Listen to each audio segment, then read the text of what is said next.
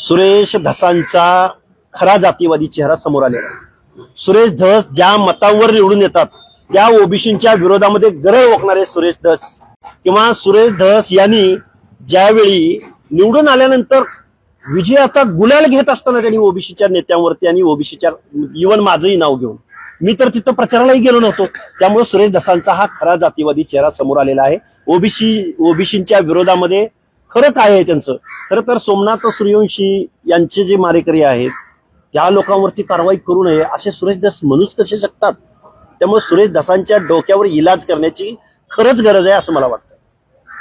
दुसरीकडे पंकजा मुंडेंचं वक्तव्य गोपीनाथ मुंडे यांच्यावर प्रेम करणारे जर सगळे नेते जमले किंवा कार्यकर्ते जमले तर एक स्वतंत्र पक्ष स्थापन होतो। हे बघा, पंकजाताई एका पक्षाच्या वरिष्ठ नेत्या आहेत, त्यांनी काय करावं किंवा करू नये यापेक्षा आज रोजी एका ओबीसीच्या संघटनाची, लढाऊ संघटनेची या महाराष्ट्रामध्ये गरज आहे।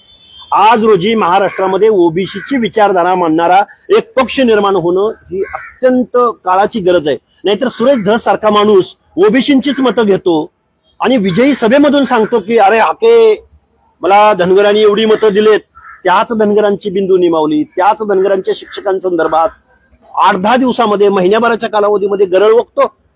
अशा लोकांना आम्हाला निश्चित धडा शिकवता येईल।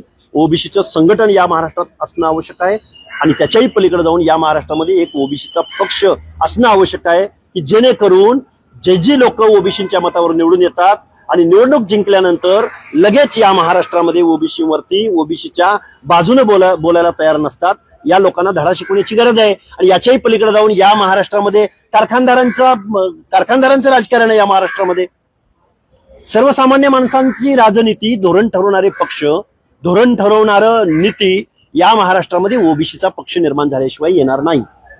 अभिनेते राहुल सोलापूरकर पुन्हा एकदा चर्चेत आले। आधी छत्रपती शिवाजी महाराजांबद्दल वादग्रस्त विधान आणि त्यानंतर आता पुन्हा डॉक्टर बाबासाहेब आंबेडकरांबद्दलचं विधान। बघा, राहुल सोलापूरकरांनी अशी वक्तव्य टाळावी, कारण सामाजिक उत्थानाचं काम करणारे महामानव असतील किंवा महापुरुष असतील, राष्ट्रपुरुष असतील, या महाराष्ट्राचं आराध्य दैवत असेल, या दैवतांबद्दल बोलू नये।